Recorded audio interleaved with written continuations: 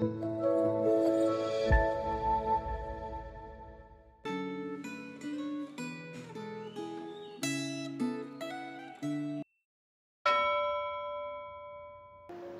Bapak Ibu Saudara sekalian, mari kita minta pertolongan Tuhan sebelum kita membaca dan merenungkan firman-Nya.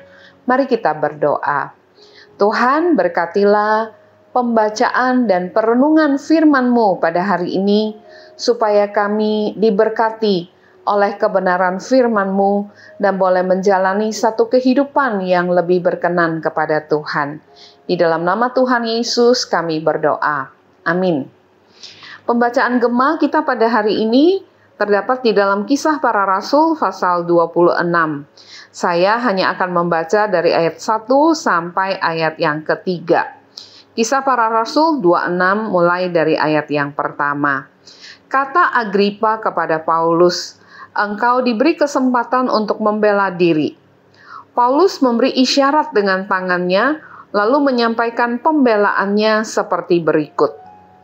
"Ya Raja Agripa, aku merasa beruntung karena pada hari ini aku dapat membela diriku di hadapanmu terhadap segala tuduhan yang diajukan orang-orang Yahudi terhadap aku. Terutama karena engkau tahu benar-benar adat istiadat dan persoalan-persoalan di antara orang Yahudi. Sebab itu, aku minta kepadamu supaya engkau mendengarkan aku dengan sabar." Tema renungan kita pada hari ini menjadi saksi melalui perkataan. Apakah Anda adalah saksi Kristus? Banyak orang Kristen berpikir terlalu rumit tentang cara menjadi saksi Kristus, sehingga mereka merasa tidak mampu menjalankan peran sebagai saksi Kristus. Secara sederhana, menjadi saksi Kristus berarti menceritakan pengalaman perjumpaan dengan Kristus kepada orang lain secara jujur dan apa adanya. Bila kita sudah berjumpa dengan Kristus dan sudah mengenal Dia, kita pasti bisa menjadi saksi Kristus.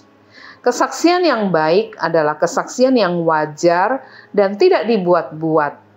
Perhatikan cara Rasul Paulus menceritakan perjumpaannya dengan Kristus. Secara garis besar, kesaksian Rasul Paulus terdiri dari 3 bagian. Pertama, ia dengan terus terang menceritakan kondisinya sebelum berjumpa dengan Kristus. Ia mengakui bahwa semula ia adalah orang Farisi, aliran garis keras yang menantikan penggenapan janji-janji Allah, termasuk menyangkut kebangkitan orang mati. Ia berkeyakinan bahwa Kristus harus ditentang dan para pengikutnya harus dibunuh. Dengan menceritakan kondisinya sebelum berjumpa dengan Kristus, ia menempatkan dirinya dalam posisi setara dengan orang-orang Yahudi yang lain. Kedua, ia menceritakan pengalaman perjumpaannya dengan Kristus. Saat ia melaksanakan tugas dari para imam kepala untuk mengejar, menangkap, dan kemudian memenjarakan orang-orang Kristen, Kristus menjumpai dia di jalan menuju ke Damsyik. Perjumpaan itu membuat ia menyadari bahwa tindakannya salah. Ketiga, ia menceritakan perubahan cara hidupnya yang terjadi sejak ia berjumpa dengan Kristus. Sesudah menyadari kesalahannya, ia meninggalkan cara hidup yang lama dan berbalik menyampaikan berita tentang perlunya pertobatan, bukan hanya kepada orang-orang Yahudi, tetapi juga kepada bangsa-bangsa lain. Dia juga menjelaskan bahwa berita tentang Yesus Kristus Sang Mesias yang menderita sengsara dan bangkit dari antara orang mati adalah berita yang sesuai dengan berita yang telah disampaikan oleh para nabi dan juga telah disampaikan oleh Musa. Perjumpaan dengan Kristus telah mengubah Paulus, sang mantan penganiaya orang Kristen, menjadi seorang rasul yang berani bersaksi tentang perjumpaannya dengan Kristus, serta setia menyampaikan berita tentang Kristus kepada bangsa-bangsa yang belum mengenal Kristus. Apakah Anda telah mengalami perjumpaan dengan Kristus? Apakah Anda bisa menceritakan perubahan hidup yang terjadi sesudah Anda berjumpa dengan Kristus? Apakah Anda telah menjadi sang pemberita yang berani menceritakan tentang Kristus kepada keluarga dan teman-teman Anda? Bahkan berani menceritakan tentang Kristus kepada orang-orang yang belum Anda kenal?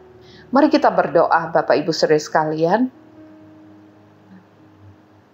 Tuhan, terima kasih memberikan kami pengalaman sebelum bertemu dengan Tuhan dan sesudah kami mengenal Tuhan dalam hidup kami. Banyak hal yang telah Tuhan kerjakan dalam hidup kami, dan kami bersyukur kepadamu.